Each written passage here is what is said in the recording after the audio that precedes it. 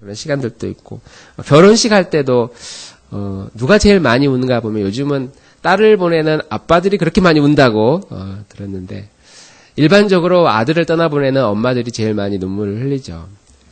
얼마나 그 사이에 사건 사고들이 많았으며 이렇게 건강하게 잘 커서 한 가정을 꾸리고 이제 의지할 만하니까 떠나보내는 그 아들을 보면서 가장 많이 눈물을 흘리는 사람이 엄마라고 생각할 수 있습니다. 제자들과 예수님의 이 3년간의 시간은 가족 이상의 관계였어요. 아주 밀접한 그런 관계였습니다. 그래서 예수님은 이렇게 떨어지는 제자들에게 내가 너희를 고아와 같이 버려두지 않을 것이다. 내가 떠나면 너희들은 고아가 된다는 의미거든요. 그런데 고아처럼 내가 내버려두지 않겠다. 다시 돌아오겠다. 다시 만나주겠다. 라고 제자들을 위로합니다.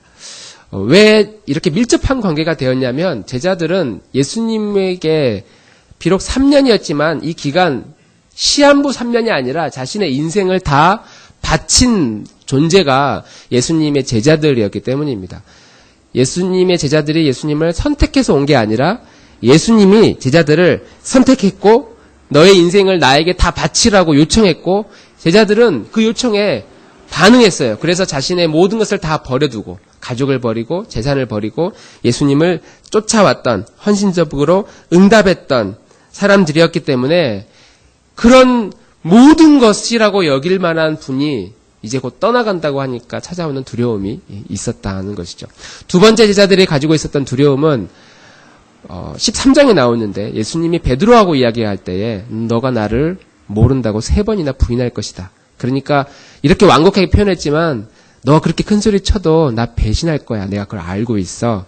라고 말하는 그 이야기를 듣고 두려워했어요. 왜냐하면 12명의 제자들의 이 레벨이 다 같은 레벨이 아니거든요. 그 중에 특별히 예수님의 총애를 받고 사랑을 받는 제자들의 그룹이 있어요. 3명, 3명, 4명 혹은 3명, 4명, 4명 이렇게 그룹이 있는데 그 그룹 중에 가장 첫 번째가 베드로와 야고보와 요한입니다. 이 세 사람은 특별한 곳에 갈 때는 항상 따라다녔어요. 다른 제자들이 가지 않는 그곳에. 그래서 특별히 이 베드로 거의 제자들의 수장이라고 할 정도로 아주 주님을 열정적으로 따랐던 이 베드로조차 고난을 당할 때에 어려움을 만날 때에 예수님을 배신하고 도망갈 것이라고 그러니까 아니 이게 무슨 소린가 하는 그런 두려운 마음을 이 제자들이 가졌다는 것입니다. 이렇게 두려워하는 제자들에게 예수님이 문제를 해결하는 방식으로 믿음을 제시하는데요. 너희는 마음에 근심하지 말라. 두려워하지 말라. 하나님을 믿으니 나를 믿어라. 하나님을 믿는 것처럼 여전히 나를 믿어라 라고 믿음을 제시합니다. 이 두려움을 이기는 방법으로 믿음을 제시하는 것이죠. 하나님을 믿는다라고 하는 이 의미는요.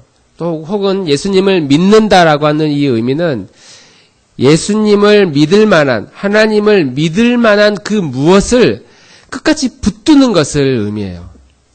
추상적이잖아요. 하나님을 믿으니 나를 믿어. 너 나 믿니? 그러면 믿기는 믿지만 그 실체가 무엇을 믿어야 될지 아주 희미하거든요. 추상적인 표현이거든요. 우리가 무엇을 믿는다라고 하는 그 의미는 그것을 믿을 만한 그 무엇을 계속 붙드는 것을 의미하죠. 10분만 믿어줄게.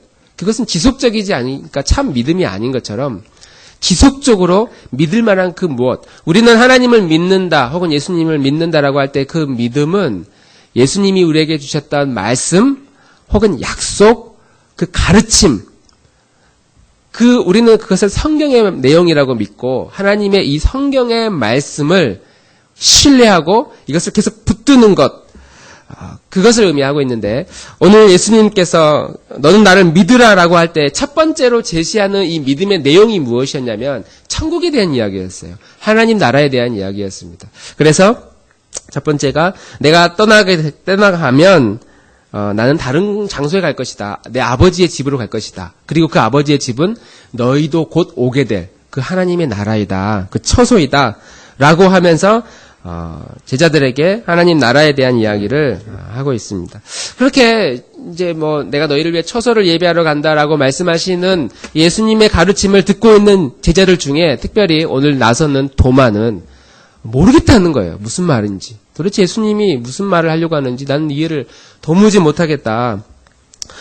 그래서 우리 5절 말씀 우리 함께 읽어보겠습니다. 시작. 도마가 이르되 주여 주께서 어디로 가시는지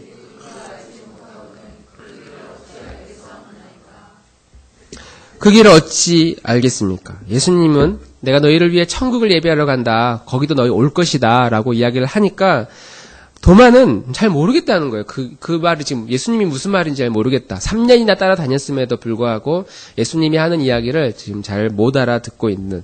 그래서 예수님의 입장에서는 참 힘 빠지게 하는, 그렇게 설명을 했는데도 알아듣지 못하는 그런 마음을 지금 가지고 있습니다.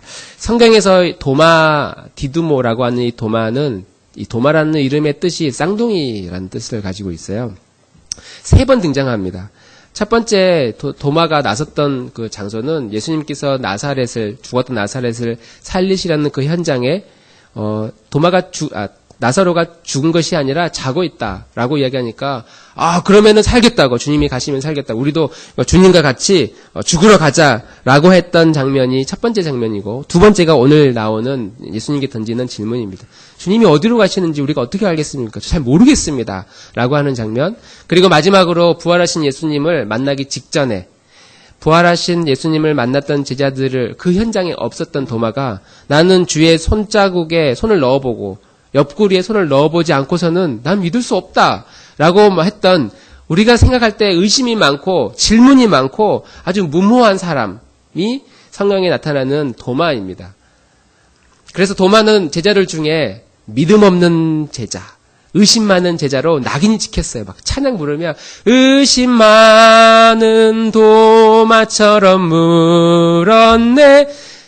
잘 모르시죠? 이런 옛날 찬양을. 도마는 의심이 많은 제자로 낙인 찍힌 그런 제자인데, 우리가 생각해보고 싶은 건 도마만큼의 질문만 우리가 할 수 있었더라면 우리의 영혼과 우리의 신앙의 삶에 놀라운 변화를 우리는 경험했을 것이다. 왜냐하면 오늘 예수님께서 우리에게 하시는 대답 중에 도마가 질문하지 않았더라면 얻을 수 없었던 아주 값비싼 진리를 우리가 얻게 되거든요. 도마가 이렇게 죽으러 가자. 난 잘 모르겠다. 이해가 안 된다. 난 직접 만져보지 않고서는 나는 믿을 수 없다. 이런 좀 회의적이고 좀 부정적인 견해를 가지고 있는 이 모습 가운데서 12명의 제자 중에, 유다는 나갔고 11명의 제자 중에 지금 몇몇 안 되는 제자들의 예수님께서 질문을 던지고 있는 장면입니다. 다른 제자들은 뭐 하고 있었느냐? 알아서 질문을 안 한 게 아니라 도마만큼도 못한, 다른 제자들은 지금 멘붕 상태예요. 무슨 질문을 해야 될지도 모르는 그런 상황에서 도마는 아주 용감하게 주님 저 잘 모르겠습니다 하면서 쭉 설명을 해놓은 선생님 앞에서, 선생님 저 무슨 말인지 못 알아보겠습니다. 다시 한 번만 했을 때에 옛날 같았으면 분필이 날라오고 막 몽둥이가 날라오는 그런 두려움을 뚫고 도마가 예수님께 질문을 하는 것이죠. 예수님의 도마가 던지는 이 질문, 그리고 그렇게 두려워하는 마음을 표현하는 이 모습 가운데 우리는 제자들의 모습하고 우리들의 모습을 비교해서 한 가지 공통점이 있고 한 가지 다른 점이 있다는 사실을 알 수 있습니다. 이 두 가지를 가지고 함께 말씀을 나누려고 하는데요. 첫 번째, 제자들이 가지고 있는 이런 두려움과 우리들이 일반적으로 가지고 있는 이 인생의 두려움은 너무나 차원이 다른 두려움이라는 거죠. 제자들이 지금 두려워하는 이 이유는, 이 제자들은 주님을 위해 인생을 바친 사람들입니다. 가지고 있는 모든 걸 다 주님께 드려본 경험이 있는 사람들, 그런 사람들이, 그런 제자들이 다 드렸는데 다 드린 그분이, 내 인생 책임져야 될 그분이 이제 떠난다는 그 이야기를 들었을 때 찾아온 이 두려움은 주님을 위해 자신의 인생 전부를 바쳐본 경험이 없는 우리들이 느낄 수 없는 두려움이라는 것이죠. 제자들은 모든 걸 다 드렸던 경험을 가지고 있는데, 같은 두려움의 마음을 우리가 느끼려면 우리 또한 주님을 위해서 내 인생 다 던져본 사람, 내 인생을 다 올인한 경험을 가지고 있는 사람, 그런 사람들이 주님을 만나지 못했을 때 겪는 두려움, 같은 두려움이라는 것이죠. 우리가 일반적으로 느끼는 이 육신의 두려움은요, 내가 죽을까봐, 죽으면 지옥 갈까봐, 혹은 살아가면서 내 인생의 문제가 꼬일까봐, 아니면 예상하지 못한 끔찍한 어려운 일들이 일어날까봐, 내 가족들에게 무슨 일이 일어날까봐, 내 인생 망가질까봐, 내 앞길 막힐까봐, 사람 잘못 만나서 인생 망칠까봐, 짜증나는 일들이 계속해서 내 삶에 일어날까봐에 대한 우리가 일반적으로 경험하는 이 인생의 무거운 짐의 두려움은 이런 두려움입니다. 그 중심에 내가 있죠.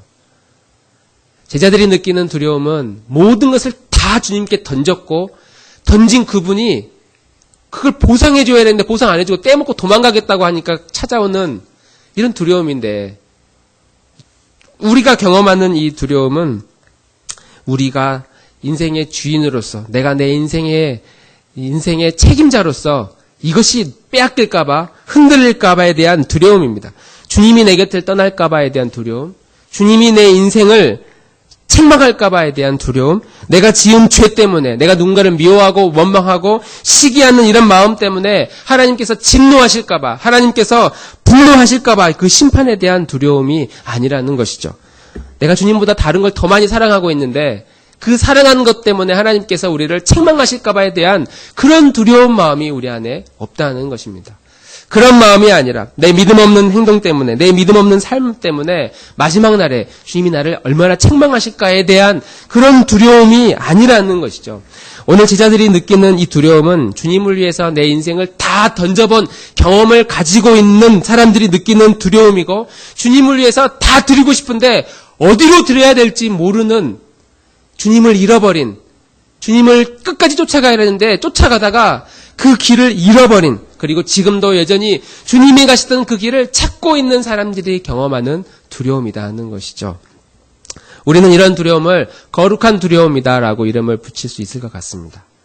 우리가 가지고 있는 일반적인 인간이 가지고 있는 인간 본성에 대한 두려움이 아니라 하나님의 나라, 거룩, 주님의 뜻을 쫓지 못할 때에 찾아오는 그런 두려움이라는 것이죠. 그래서 우리는 스스로 이 말씀에 비추어서 생각해 볼 수 있어요. 나는 내 인생의 길에서 얼마만큼 주님을 위해서 내 삶의 일부를 아니면 전부를 드려본 적이 얼마나 있는가. 나는 얼마나 주님을 위해서 내 인생을 올인하겠다고, 정말 주님을 위해서 내가 살겠다고, 믿음으로 살겠다고 결단과 결심 앞에 실제로 내 삶은 얼마나 그렇게 드려지고 있는지를 우리는 찾아봐야 된다는 것이죠. 주님이 원하는 삶은 우리의 삶의 일부가 아니라 내 마음의 조그마한 부분이 아니라 전부를 원하시고 내 인생이 다 드려지기를 원한다는 것입니다. 왜냐하면 그렇게 인생을 다 드려야만 얻을 수 있는 하나님의 나라, 천국은 그렇게 해야만 얻을 수 있는 곳이기 때문이죠. 그래서 마태복음 13장에 이렇게 말씀합니다. 천국은 마치 밭에 간 주인 보아와 같으니 사람이 이를 발견한 후에 숨겨두고 기뻐하며, 다 함께 읽어보겠습니다. 시작.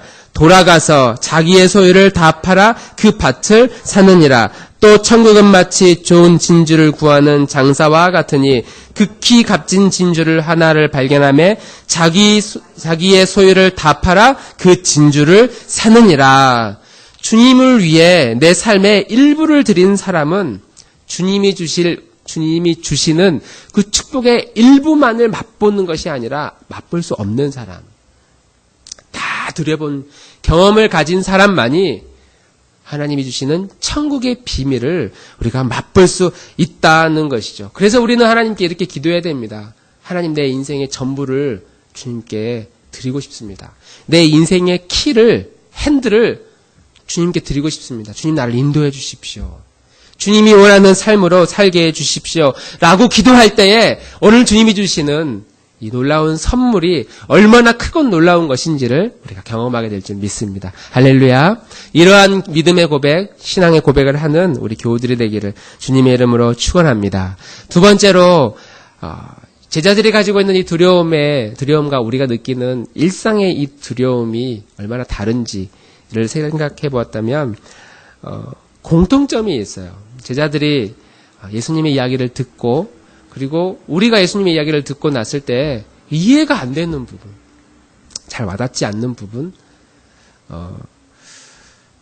예수님이 이제 그러시거든요. 두려워하는 제자들에게 내가 너희를 위해 처소를 예비하러 간다 라고 했을 때 인생을 다 드린 경험을 가지고 있는 이 제자들이 그 말을 즉각적으로 알아듣는 것이 아니었다는 것이죠.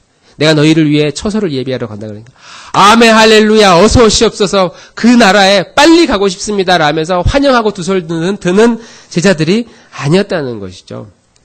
그 예수님이 주시려고 하는 그 하나님의 나라조차도 제자들은 이해를 못했고 사실 이 이야기는 우리들도 마찬가지입니다. 여기 계신 분들 중에 하나님 나라에 대해서 천국에 대해서 막 소망하고 그리워하고 빨리 그 나라 가고 싶어하는 분 우리 가운데 얼마나 있겠어요. 주님이 오늘 밤에 사느라 얼마나 힘드니 하루하루 인생의 목표 정해놓고 목표를 향해 달려가는 그 길 공부하는 그 길 학문을 쌓고 사업을 이루어내고 사람들을 만나고 가정이 이루어지고 그 가운데서 예상하지 못하는 일들이 일어날 때에 대한 그런 두려움 때문에 얼마나 힘드니 내가 너를 천국으로 데려갈게. 만약 오늘 밤에 꿈속에서 주님이 나타나셔가지고 내가 너희를 위해 처소를 예비하러 갈 테니까 조금만 참고 인내해라. 그러면 아멘 그렇죠. 그러나 너무 힘들면 말해라. 내가 빨리 데리러 올게. 그럴 때에 두 손 들고 아멘 주님 당장이라도 가고 싶습니다. 라는 마음을 가지고 있는 분 우리 가운데 얼마나 되겠어요? 주님, 주님, 지금 아니죠. 아시지 않습니까? 이것만 하고요. 우리 아이들 좀 커야 되지 않습니까? 내가 없으면 안 됩니다. 우리는 천국을 소망하며 살지만 사실은 천국을 그렇게 소망하면서 사는 마음이 많지 않아요. 왜냐하면 이 땅 가운데서 아직 할 일이 너무 많이 있다고 생각을 하기 때문이죠. 주님이 우리를 데려가시려고 할 때에 두 손 들고 마라나타 주 예수여 어서 오시옵소서 마지막 날 빨리 오셔서 이 세상을 심판하시고 우리를 천국문으로 이끌어 주십시오 라고 말하지 않을 것이고 오늘 제자들도 그렇게 내가 너희를 위해 처소를 예배하러 간다라고 했을 때에 그 가르침을 잘 이해하지 못했습니다. 그래서 그 처소를 우리가 간다고요? 하나님 나라를 우리가 들어갈 수 있다고요? 기뻐하지 않았습니다. 오히려 도마는 두 눈을 부릅뜨고 큰 소리로 외쳐 가로되 이 말은 없지만 주님 우리는 주께서 어디로 가시는지 알지 못하는데 어떻게 그 길을 갈 수 있겠습니까? 라고 세번역 성경에 이렇게 이야기합니다. 주께서 어디로 가시는지 알지 못하는데 어떻게 그 길을 가겠습니까? 방금 전에 이야기했거든요. 내가 아버지의 나라에 너희를 위해 처소를 예배하러 간다. 하나님 나라에 간다. 라고 하는데 도마가 바로 그 길을 어떻게 할 수 있냐고 물어보는 겁니다. 왜냐하면 도마의 관심사, 제자들의 관심사는 하나님 나라가 아니었거든요. 하나님의 나라, 아버지의 처소, 내 아버지께서 통치하실 그 나라가 이 제자들의 관심사가 아니었습니다. 이들의 관심사는 예수님을 쫓아다니다 보면 언젠가 이런 능력 있는 능력자가 이 나라를 평정하고 로마의 압제로부터 평화를 이루고 독립을 해서 독립국가로서 다윗의 왕조를 다시 일으킬 것을 기대하고 있었는데 갑자기 하나님의 나라에 대한 이야기를 할 때에 그 하나님의 나라는 제자들의 관심사가 아니었어요. 별로 관심을 두지 않았습니다. 우리가 만약 하나님의 나라를 관심을 두고 마음을 소망하고 살아가고 있다면 오늘 밤에라도 주님이 우리를 데려간다고 하실 때에 평안한 마음으로 우리는 눈을 감겠지만 우리의 관심사는 하나님 나라가 아니거든요. 너무나 많은 곳에 우리의 관심사, 우리의 마음을 빼앗긴 채 일주일 동안 살아가고 우리의 삶은 이 세상에서 우리가 누리고 얻고 소유하고 싶은 많은 것들을 붙들면서 살아갑니다. 하나님의 나라가 관심사가 아닌 사람들에게 하나님의 나라 이야기를 한다는 것은 너무 어려운 이야기예요. 우리가 언제 이 하나님의 나라가 공감이 되냐면 마음이 확 와닿냐면 우리 가운데 시한부 인생을 선고받은 사람이 있다. 그러면 그 성도는 하나님의 나라가 뼈저리게 다가올 겁니다. 멀지 않은 나라거든요. 곧 우리가 가게 될 나라. 시한부 인생을 살거나 죽음이 멀지 않다고 느낄 때 아니면 내 인생에 죽음에 대한 그런 두려움과 위협이 매 순간순간 계속될 때에 아마 그런 마음이 있다면 하나님의 나라에 대한 소망을 우리는 갖게 될 겁니다.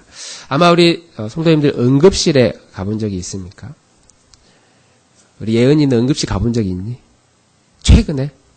저번에 홍현이는 응급실 가본 적이 없지. 나중에 응급실에서 이제 일하게 될 텐데 저는 저 자신 때문에 응급실을 한 번 팔 부러져가지고 한 번 가본 적이 있고요. 한 번 가본 적이 있고 두 번째 제가 몸이 완전히 탈진이 돼서 분당에 있을 때 한 번 가서 한참 동안 쓰러져 있었던 경험이 있는데 아이 때문에 꽤 많이 응급실을 다녀왔습니다. 가보면 죽음의 생사를 오고 가는 그 문턱에 서 있는 사람들이 수도 없이 들어갑니다. 특히 대학병원, 대형병원에 새벽 한 2시나 3시, 새벽 시간에 응급차들이 들어오고 사람들이 분주하게 뛰어 들어오고 의사들이 뛰어나오고 멀리 처치실 들어갈 여유도 없어요. 그냥 그 공간에 앉아서 흘리는 피를 막 닦아내고 꼬매내는 그런 작업들이 순간순간 일어날 때 죽음의 문턱이 왔다 갔다. 저 호흡기 그냥 떼면 저렇게 흐르는 피, 살을 그냥 잡고 있지 않고 그 손을 그냥 놓으면 그의 인생은 세상을 떠날 수밖에 없는 정말 죽음이 멀지 않은 곳이구나. 응급실뿐만 아니라 장례식에 가도 마찬가지죠. 수많은 사랑하는 사람들이 이 세상의 삶을 살다가 주님을 이 세상을 떠나고 장례를 치를 때 그리고 그렇게 떠나보내는 가족들을 바라볼 때에 하나님의 나라, 천국에 대한 마음을 우리는 잠시나마 갖게 됩니다. 만약에 우리 일주일 동안 살아가는데 이 죽음에 대한 공포나 위협이 일주일에 한 번씩만 경험하며 사는 삶이라면 교통사고가 아주 흔하게 일어나요. 그래서 그냥 운전하다가 가면 내 앞 차가 갑자기 바퀴가 펑 폭발해서 굴러서 사람이 한 명이 죽고 뒤에서 쫓아오던 차가 갑자기 추월하다가 다리로 굴러 떨어지는 이런 사고들이 일주일에 한 번씩 일어나고 그냥 길을 걸어가다가 그냥 사람들이 아무 생각 없이 칼을 던져가지고 내 앞으로 뒤로 오늘도 칼 겨우 피해가지고 오늘도 살았다 하면서 저녁에 집에 오고 그런 일들이 일주일에 한 번씩만 경험하며 산다면 오늘 우리가 이렇게 이런 모습으로 우리 예배드리지 못할 겁니다.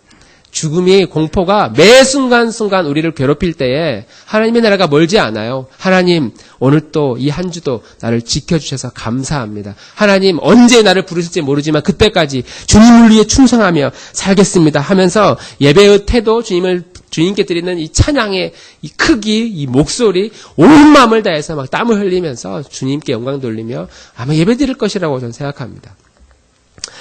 주님이 다시 오신다고 했을 때에 두 손 들면서 마라나타 주 예수여 어서 오시옵소서 라는 그런 고백을 하면서 살아갈 때에 주님의 마음을 잘 알지 못하는 제자들 또 우리들에게 관심사가 다른 우리들에게 우리는 우리뿐만 아니라 모든 인류가 반드시 들어야 할 아주 중요한 예수님의 답변을 한 가지 듣게 됩니다. 우리 함께 6절 말씀 읽어보겠습니다. 시작. 예수께서 이르시되 내가 곧 길이요 진리요 생명이니 아멘. 내가 너희를 떠나게 될 것이다. 내가 너희를 이제 이렇게 떠나게 될 것이다. 제자가 어디로 가는지 모르겠습니다. 어디로 가시려고 하십니까? 그러니까 예수님의 답변은 나는 아버지에게로 간다. 나는 아버지에게로 간다. 그러면서 하시는 말씀이 내가 곧 길이고 진리이고 생명이다. 나로 말미암지 않고는 아버지께로 올 자가 없다. 나는 아버지께로 갈 것인데 길, 진리, 생명인데 이것을 통하지 않고서는 아버지께로 갈 수 없다. 이 자체만 보면 매우 중요한 말씀이지만 어떤 맥락에서 예수님이 이 말씀을 하셨는지가 사실은 중요합니다. 이 질문을 하는 도마는요, 일단 멘붕 상태이고요. 두려워하는 마음을 가지고 있어요. 인생을 주님께 다 올인했는데, 주님께 다 던졌는데, 그 길을 잃어버리게 생겼을 때에 찾아오는 그 두려움. 그 두려움을 예수님이 그 마음을 아셔서 주시는 답변이라는 것이죠. 길이요 진리요 생명이라는 말씀은 참 좋은 말씀이지만 주님을 위해 내 인생을 다 드리겠다고 헌신하지 않는 사람은 주님이 길이든 진리든 생명이든 그렇게 중요하게 여기지 않습니다. 왜냐하면 다 드려본 경험을 우리는 가지고 있지 않기 때문이죠. 그러나 만약 우리가 주님께 다 드리고 혹은 주님께 다 드리고 싶은데 어떻게 드려야 될지를 모르는 주님께 내 인생의 주인이 주님입니다라면서 주님이 나를 이끌어 주십시오라고 드리고 싶은데 어떻게 해야 그렇게 살 수 있는지 잘 모르는 이들에게는 이 길이요 진리요 생명이라는 이 주님의 이 가르침이 우리의 삶을 움직일 수 있는 놀라운 비밀이라는 것이죠.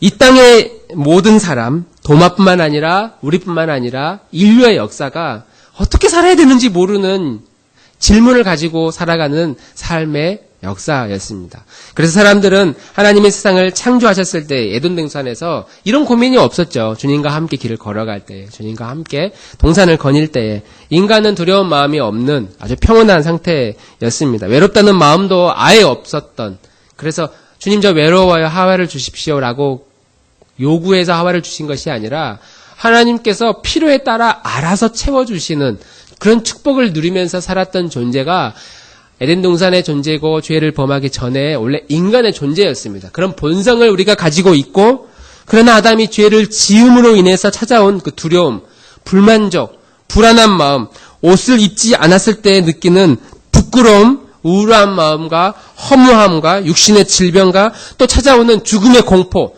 누가 나를 죽일지 모른다고 하는 이 수많은 공포, 다시 하나님이 이 세상을 물로 심판할지 모른다는 그런 두려움 때문에 죄된 인간은 끊임없이 이 문제를 해결하기 위해 길을 찾아 나섭니다. 그게 우리가 지금 살고 있는 이 인간의 역사이고요. 지금 우리가 일주일, 1년 혹은 우리가 30년, 50년 살아왔던 우리 삶의 역사예요. 주님을 만나지 않았더라면 우리는 인생의 근본적인 이 두려움을 해결하기 위해서 부지런히 찾아가고 있고, 정신만 바짝 차리지 않고 잠깐만 정신을 잃어버리면 주님이 주시는 그 길이 아니라 이렇게 하면 내 인생의 길이 좀 뭔가 좀 이루어질까 하면서 찾아가는 그 길을 나도 모르게 걸어가고 있는 우리들의 모습을 우리는 발견합니다. 에덴 동산에서 쫓겨났던 아담과 하와가 먹을 양식에 대한 두려움이 있어서 농사를 짓기 시작합니다. 그러면서 농사 기술이 발달하기 시작하죠. 추위에 대한 두려움 때문에 집을 만듭니다. 집에 대한 기술이 끊임없이 발달하죠. 내 몸을 지키기 위해서 나를 무장하기 시작하고, 무기를 만들어내고 성을 쌓고 나라를 만들고 제도를 만들고 법을 만들어서 이 땅에 인간의 역사들을 계속해서 보호할 만한 그 역사들을 만들어냅니다. 단순히 눈에 보이는 문명을 만들어내는 것이 아니라 보이지 않는 가치도 만들어내요. 문화도 만들어냅니다. 눈에 보이지 않는 형이상학적인 많은 사상들을 만들어냅니다. 인생은 그렇게 사는 것이 아니라 다 내려놓아야 된다. 아니다. 인생은 다 소유해야 된다. 인생은 내가 계획한 대로 실천하지 않으면 안 된다. 실천하게 하고 소유하게 되고 버리게 되고 수많은 사상들을 만들어냅니다. 예술도 만들어내고요. 문화도 만들어내서 사람들은 여전히 눈에 보이는 혹은 보이지 않는 기술들을 막 만들어내서 인생의 길을 찾아갑니다. 지금 우리가 살아가는 모든 삶이 그 길을 찾고 있는 그 길이고, 예수님이 우리에게 말씀하실 때 그 길이, 우리가 지금 열심히 하는 그 길이 그게 아니라 바로 내가 그 길이다 라는 말씀을 하고 계십니다. 제자들의 입장에서 볼 때, 제자들은 주님을 위해 다 던졌으니까 그 주님이 어디론가 가면 제자들은 따라가요. 주님이 그 길이라는 것을 알고 있습니다. 그런데 이 주님이 갑자기 사라지면서 다른 곳에 간다고 그래요. 그곳이 어디냐면 아버지의 나라, 곧 우리가 가게 될 처소이죠.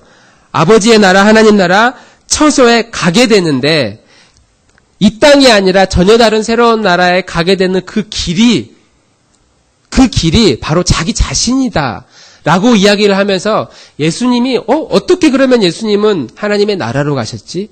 이 땅에서 눈에 보이는 이 세상에서 살다가 보이지 않는 하나님의 나라를 어떻게 건너뛰었지라는 사실을 이 순간에는 제자들이 몰랐지만, 부활하신 주님을 만나고 나서, 성령님의 임재를 경험하고 나서 그 길을 죽음으로써 걸어갔다.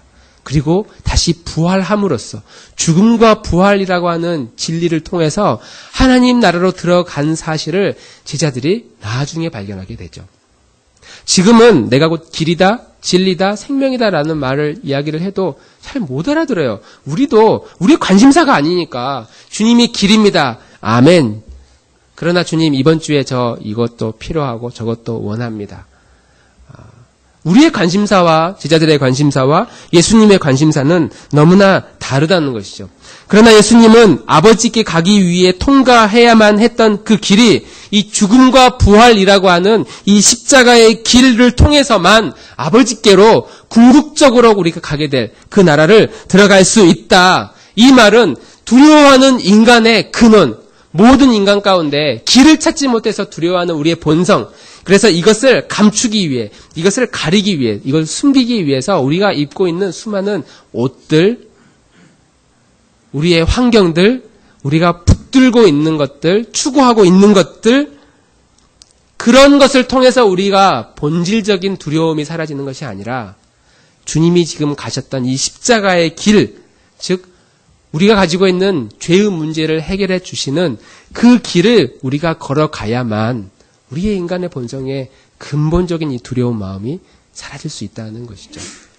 주님이 가시는 이 십자가와 죽음과 부활의 그 길, 주님을 위해 모든 것을 다 던지는 길, 이런 길이 우리 여기 있는 분들 다 신학교 가라는 의미가 아니라 아침부터 저녁까지 주님만 생각하면서 살아가는 것이 아니라 매 순간 1년의 성경, 2독, 3독 하라는 그런 성경 신앙의 의무를 주려고 하는 것이 아니라 주님을 위해 인생을 산다는 것은 주님과 함께 동행하는, 그리고 주님이 걸어가셨던 그 길을 우리도 쫓아가는 그 길을 의미하는 것이죠. 주님이 걸어가셨던 그 길은 죽으시고 부활하신 그 십자가의 길을 주님이 가셨어요. 그리고 두려워하는 우리들에게 모든 인간의 근원적인 죽음에 대한 두려움, 모든 사망 권세를 깨뜨리시고 이기신 그 예수님이 부활하신 그 길을 통해서 아버지께로 갈 수 있으니 너희도 그 길을 향해 나아오라.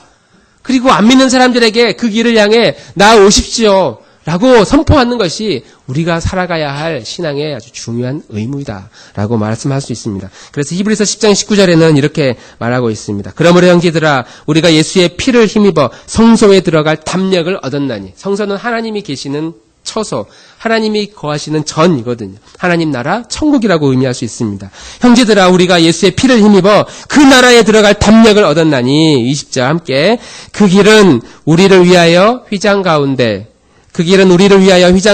열어 넣으신 새로운 살 길이요 휘장은 곧 그의 육체니라.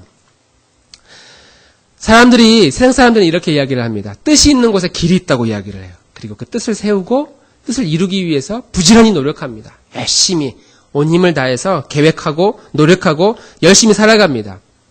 그리고 우리는 그 계획 안에 예수님을 믿는 모양도 가지고 와서 예수님을 믿는 모양, 교인의 모양새, 이런 것을 하나씩 갖추어 나갑니다. 종교를 선택하고, 그리고 주일날이 되면 교회 와서 예수님을 믿는 것처럼.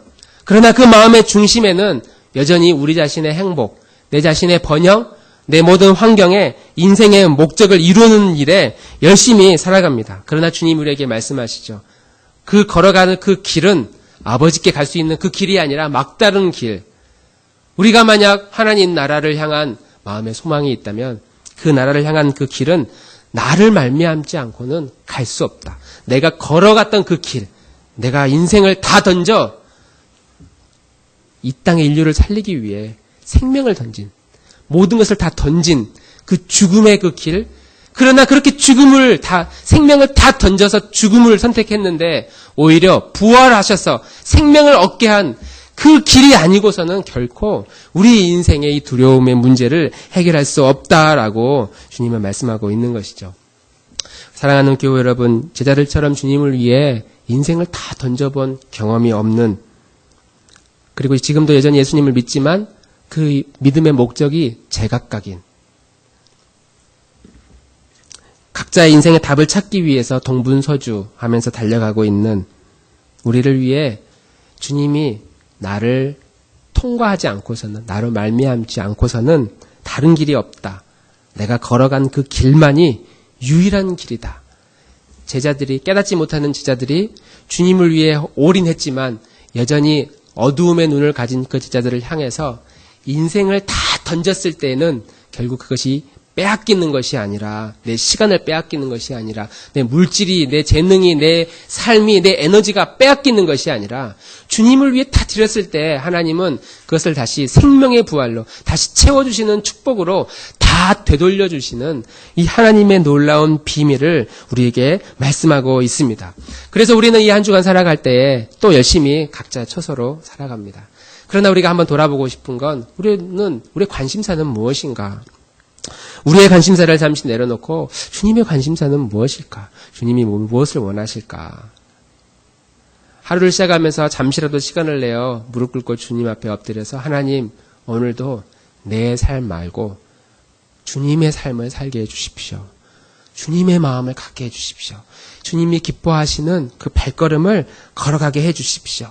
그리고 그 길 가운데 주님이 나와 함께 하시는, 동행해 주시는 축복의 삶을 살게 해주십시오. 내 의가 아니라, 내가 드러나는 것이 아니라 주님이 드러나는 삶을 살게 해주십시오. 라고 믿음으로 고백할 때에 하나님은 그런 믿음의 고백을 사용하셔서 지금은 우리가 깨닫지 못한다 할지라도 하나님께서 우리 안에 주시는 모든 두려운 마음들을 다 걷고 죽음의 그리고 생명의 부활로 주시는 생명의 부활의 축복을 주시는 그런 놀라운 삶을 우리에게 허락하실 줄 믿습니다. 우리 함께 시간 찬양하고 기도하면 좋겠는데요.